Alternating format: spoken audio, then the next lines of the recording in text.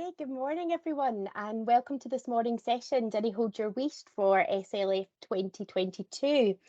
The slide you'll see just now outlines the key protocols in relation to this morning's sessions. Sessions are being recorded, so please be aware that by remaining on the session you are giving your permission. If I could politely ask that you keep your cameras and mics off, and this just prevents any feedback for us and it helps us all engage with the session as much as possible. We are supported today by Speakeasy, so if you have any technical issues, please use the Speakeasy support chat function in your portal. And if you are tweeting or communicating about today's session or any other from SLF, just a polite reminder, we would encourage you to use the hashtag SLF 2022. That just helps us keep track of where we're going.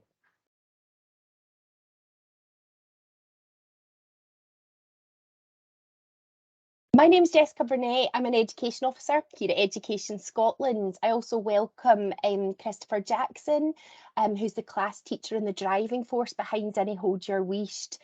Dinnae Haud Yer Wheest was a project that children from my primary 5 and 6 class at Muirkirk Primary in East Ayrshire developed after being inspired by their work with Columba 1400. After identifying the impact that the COVID pandemic had on their mental health and on their community, these pupils aim to encourage their school to talk about their feelings more openly. So without further ado, I will pass over to the class teacher, Christopher Jackson, who'll give you a bit of an introduction into the Dinnae Haud Yer Wheest, and then we'll pass straight over to the pre-record session from the children and young people themselves. Good morning everyone, and thanks for coming along today to find out a little bit more about the Dinnae Haud Yer Wheest project. My name's Christopher Jackson and I'm a class teacher at Muirkirk Primary School here in East Ayrshire. I'm delighted to share a project that began last year with a group of our young people. Primary 5-6 last year took part in Columba 1400, where they had online sessions to prepare themselves to become young leaders who would plan and run their own community project. At the beginning of the journey, both the class and myself had no idea that the project would end up growing arms and legs and become something that would end up making a huge difference in their community. And it was clear right from the get-go that the pupils were very passionate and had a drive and determination to establish their own community project and make it the success that it's become. Through engaging with Columba 1400, the pupils had an opportunity to consider their community in a real deep level and examine their skill sets, both as individuals and as a class. And the pupils had ownership of the project right from the get-go, right from the start, all the way through to what it is today. It was a delight to see all the pupils rely on their varying skill sets and work together, both as a team and as individuals, relying and supporting each other throughout. The pupils identified very quickly, as Jessica said in the project, that mental health was going to be their focus. And after national lockdowns and discussing how this impacted on the mental health of all, the pupils knew they wanted to do something to brighten up our village of Muirkirk. The project sat really nicely and helping me cover a lot of different curricular areas, and not only MESP and the health and wellbeing planner, and it allowed me to seamlessly follow pupil interest whilst also gathering a range of evidence against different benchmarks for each pupil. I am an incredibly proud teacher to have gone on this journey with the pupils who led and actioned everything that you're going to see today. But you came here to hear from them and not from me. So as Jessica said, they've prepared a short presentation for you to see today. Thank you.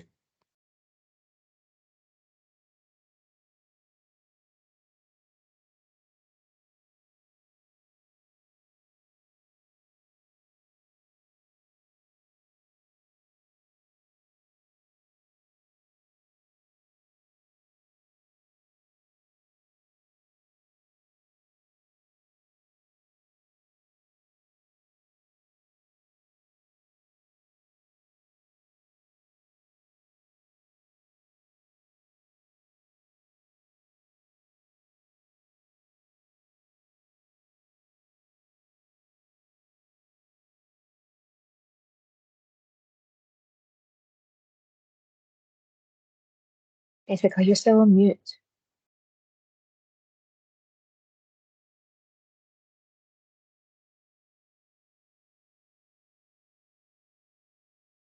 Hi, Jessica. We're not able to hear the presentation.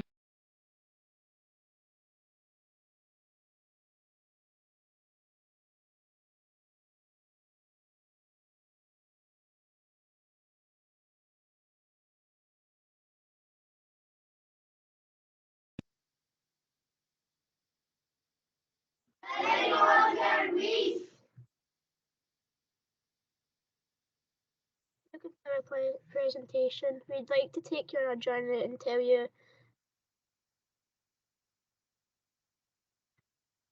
about how we endeavoured to make a difference in our community. We have lots of things we want to show you, so sit, relax and enjoy the show. Where does this all begin? At the start of last session, we were given the amazing opportunity to embark on a very exciting journey in partnership with Columba 1400.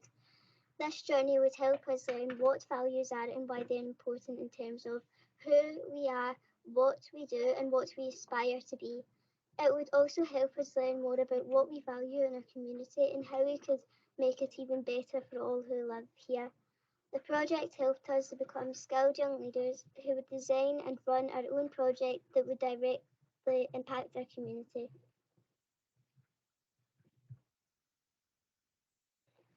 How did it happen? Throughout the year, we would meet with Columba 1400 team online and join up with other schools. We were challenged in our thinking on each Columba 1400 value and took part in many challenges that demonstrate our understanding. The meetings were fun and engaging and always got us to think outside the box. After each session, we completed follow-up activities to help us understand concepts further. To finish, we had a conical video that acted like a mini recap of what we had learned. Columba 1400 values. In each session, we focused on different core values: awareness, the people and the environment around us; focus, what makes a great leader successful; creativity, we all have skills and talents to offer; integrity, how we put our core values into action consistently; perseverance, through hardship and endeavour comes success; service, what can we do to make a difference to our community. So what did we learn? In each session, we worked in pairs, trios and groups. As a class, to focus on each Columba 1400 value and how it would enable us to become young leaders. Here are some examples of our work: values can, value shields, and what makes us a good leader. So, where does the project fit in? During the Columba 1400 lessons and activities, we shared lots of different ideas about what project we could have once we better understood the current needs of our community. Narrowing down our ideas was difficult, but it was clear that after lockdown, mental health wasn't as good as it could be, and we wanted to address this. We decided that we wanted to make our community a happier place where people were more comfortable talking about their feelings. We decided to give our project a Scottish flavour, and so Dinnae Haud Yer Wheest was born. So what happened next? Our project seemed huge in its scale, and there were times when we thought we had perhaps bitten off more than we could chew. However, we always remembered to be resilient and keep pushing. We made an action plan that outlined what we were going to do and by when to continue pushing us forward. Project action plan. We knew we had to advertise our project in an engaging way to get people on board, our first priority. We spoke to a member of our community who would allow us to use a shop window as a key place to advertise and show off our materials. This would be updated weekly. We decided that every day we would upload information to the school app with a theme. We worked in groups to each take responsibility for a different area using our key strengths that we recognised through our Columba 1400 work. We also wanted to demonstrate that our project had made a difference in our community, and we decided to do this using a questionnaire. Step 1. How did we spread the word? We thought the easiest way to reach people would to be advertise our posters in 3 ways. 1. Advertising posters on the community window. We would use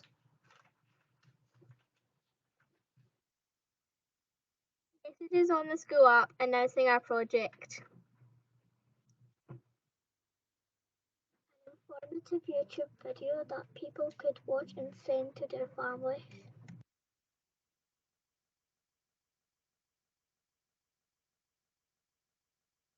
What makes the project successful? As a part of our project, we wanted to make sure that we were able to measure the impact that we had. From our information handling lessons, we know that there are 4 stages to collecting information: question, collection of data, processing data, interpreting data, and answering questions. Was we created a questionnaire that we released along with our advertisements for people to fill in. We had to carefully consider what questions we would use as they had to help us demonstrate impact. The same questionnaires will be released as periodic intervals to allow us to track improvement in our health and well-being of our community. App Magic Monday. We knew we had to keep the project fresh and exciting, so we wanted to upload information daily onto the app. After much discussion, we decided on themes for each day, and in our groups, we were responsible for researching and gathering information that could be used each week, a huge task. Monday is Magic Monday, where we upload 3 compliments to start off the week on a high note for everyone. We could all use a little boost on Monday, and this seemed like the perfect way to do this. Right Tuesday, we could always give our brains a good workout and make it happier by trying something new. On Tuesdays, we give 2 example ideas that people could do at home. We made sure that our activities were straightforward and didn't require a lot of resources, so more people were likely to try them. App Wonderful Wednesday. We wanted the community to feel like the project belongs to them. On Wednesdays, we tried to get people involved by suggesting fun activities they could try and hand into school so we could put them on the window. We thought hard to make sure the activities were suitable for all ages and they were fun activities that we ourselves would have fun doing. Thinking Thursday. As a class, we love riddles and teasing our brain. There is nothing more satisfying than firstly arriving the answer to a hard puzzle.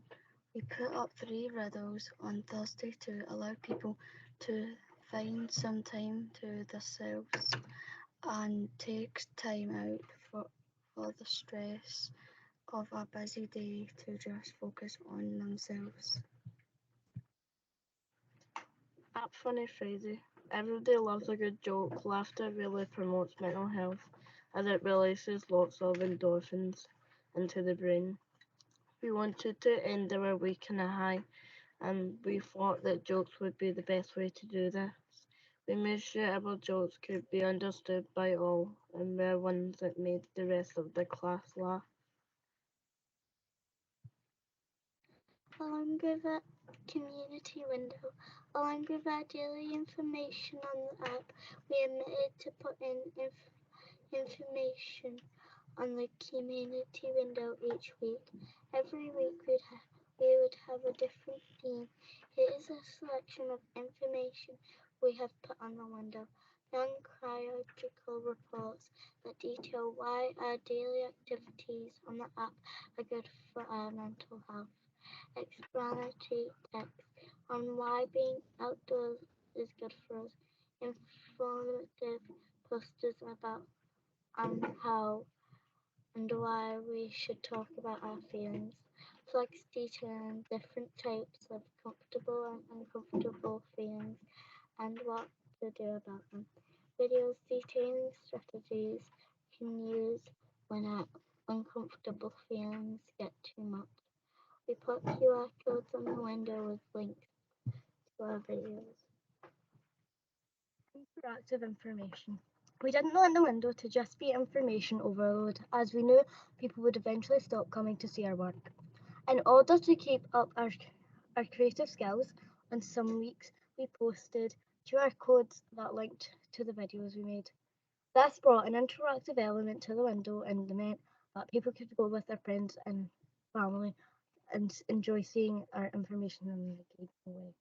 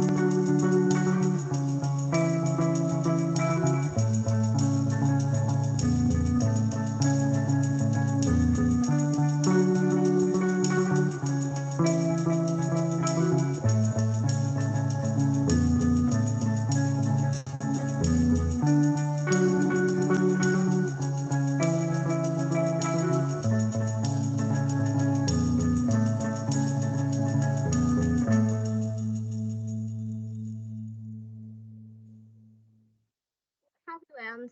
Dinnae Haud Yer Wheest has been so much fun and we've learned so much from our experience. We've developed skills in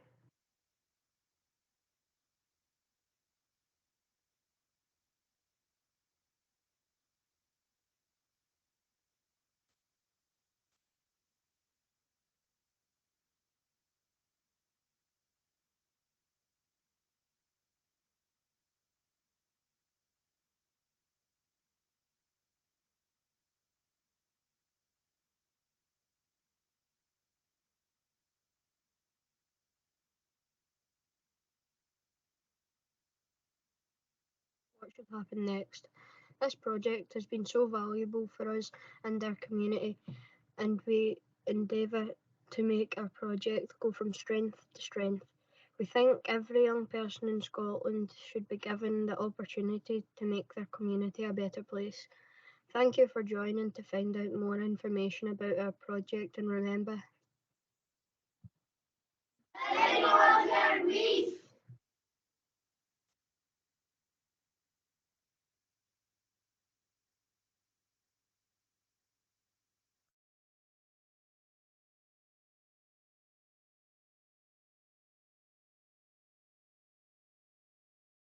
Thanks, everyone. That was just an outline into the project that was taken forward by Muirkirk Primary School.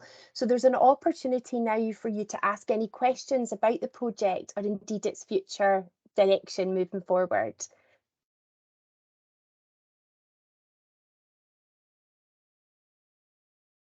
Yes, one thing I'd like to ask is obviously this was something the school took forward very much last year. In terms of moving forward this year and future planning, how do you see this taking forward and how do the pupils see this being taken forward? After speaking to the pupils yesterday, we're still very keen for them to have ownership of the project. But a couple of ideas that we've spoke about is the pupils really still want to have the community window ongoing because they thought that was a real key focus place to be putting up their information.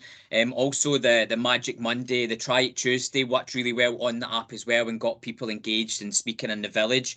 And one of the big ideas they've got now that we can look at getting people back into school is they'd love to do some little enterprise projects, whether it's making little things that advertise the project, and then maybe getting people in for a cake and coffee morning or a yoga morning or something that promotes mental health but allows the pupils to be speaking to people about comfortable and uncomfortable feelings as well, because they still think that there's more to be done in terms of people actually wanting to speak about their feelings. They still know that from people at home that's still not quite the case yet, so they know there's still quite a lot of work to be doing, but just trying to make it as interactive as we can, just so that we can get more people involved in the project and make it grow even further. No, absolutely. And I wonder, in terms of actually encouraging young people and potentially their families to speak out or to speak more openly about their feelings and mental health, is that something the school found was beginning to happen on the back of this project? Yeah, this is a third year. We use PASS from Barnardo's, the Promoting Alternative Thinking strategy. So we've already noticed the difference in school in terms of pupils wanting to speak about their feelings. So it's now just trying to bleed that out into the community. And the pupils know themselves that if they go home and they're more likely to say to parents how they're feeling, that then that might open doors to getting that feedback at home as well. But we are really lucky at the school that we've got up here that pupils are really engaged and wanting to talk about their feelings, whether it's in the morning through an emotional check-in or whether it be our peer buddies out in the playground. So I think the more that we can get young people being even more comfortable sharing it, it will then, as we say, hopefully bleed out to home and get parents and carers more likely to speak about feelings as well. Thank you. And certainly it's very positive in the chat at the moment, Chris. A lot of people loving the idea of the Magic Monday and the link to the enterprise you're chatting about. There's also a comment there about now restrictions have lifted, that parents and carers can come in face to face again. That might add a different dimension to the project moving forward. How was it received by parents and carers? It was received really well. Initially, we were a little bit disappointed when our first questionnaire went out, in terms of the number of people that responded, but that could be for a whole host of different reasons that we explored as a class, where it might just be because it was talking about feelings and there was that whole Scottish thing of not really wanting to open up, but there might have been that barrier initially. But from people that come into the school, the window's always been spoken about really positively, so we know people are speaking about it outside the school, but it's now just trying to make it, I suppose, more visible and more open. And I think the real key way of doing that will be getting parents and carers into school and letting the pupils run workshops, because it's one thing for staff at the school to be promoting things, but it's totally different if the pupils are leading things. I think as soon as pupils start leading things, it then has a much higher chance of success. So I think we're on the up, and I think now that we can get people in, I think parent engagement will really start to soar. Thank you so much. I don't know if anyone else has any further questions, and please feel free just to populate them in the chat. But can I take this opportunity to thank you, Chris, and the pupils for what was a fantastic presentation. It's really nice to hear the pupil voice there. We have a question from Gillian Hamilton. Thanks, Jessica, and thanks, Chris. That was just lovely. I don't think you can see me in my screen, but that was just lovely. I really enjoyed hearing the children's voices. So I thought the way that they told the story was just great, and it took me right back. I used to work in East Ayrshire and live in East Ayrshire, and I know Muirkirk, so it was just so lovely to hear how that was impacting the community and your plans for it to grow. And I was going to ask a similar question to Jessica actually about the impact on parents, but also the wider community, because you kind of answered that there around your plans to get parents more involved. Because I've just got this picture of all your wee ones going home and saying, wait to tell you about this and wait to tell you about that. So, you know, what kind of feedback are you getting from the wider community as well? You know, when you've got that window out, are you getting that kind of engagement back in the community just now?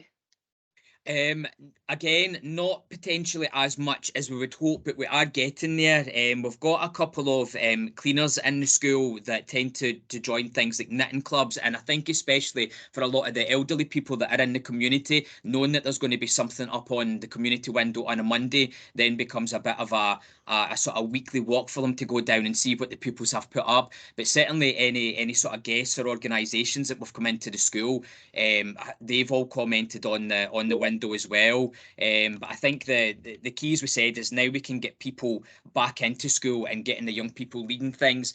Because before it was messages on the app, and there's only so much engagement you can do through that, which is why we decided to go through the kind of interactive route with the videos and QR codes.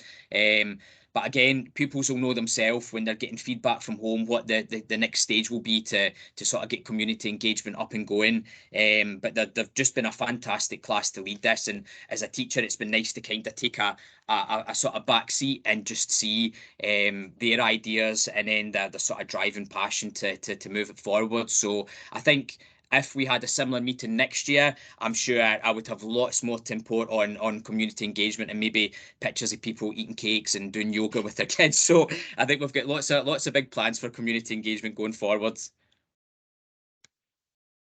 Thanks, thank you. One thing I noticed when we came out to view the window, because it's in a very prominent place on the high street, the children were obviously extremely excited to take us down and see the window. But I wonder, given this was under the ownership of this primary 5 and 6 class, if there's the same appetite in the younger years, if they're quite keen to be involved, if there's any plan in expanding this really across the wider school. Yeah, I think our 5, 6 who are now 6, 7s, most of them are now involved in pupil leadership. So house captains, vice captains, their peer buddies. So I think it automatically lends itself to them working with a lot of young people and being able to take it forward. But our 7s will leave us at the end of this session. So we want to capitalise on all their knowledge and sort of spreading it down through the school. So again, that will be where they're going in and maybe delivering peer lessons in different classes. It is something that they've touched on before through various other pupil leadership groups, so it's something that they're very comfortable in being able to do. But yeah, as you say, we want to train up the younger people so it's not something that's lost and having to start again right at the very beginning. So the more young people we can train, the better for us, because it means then that if 6, 7's ever busy with transition things, and it could be primary 3, 4 that are going down to put the community window down, and it just means that different classes can take on different aspects for the community as well and just grow it even further. Thanks, Chris. That's fantastic. There's a lovely comment there as well in the chat from Ian around the promotion of pupil voice within this whole project, which I think is particularly important when we consider UNCRC and its prominence within education moving forward. And it's nice to know that those skills that they've developed through this particular initiative have allowed them to evolve into wider things and leadership roles within the school.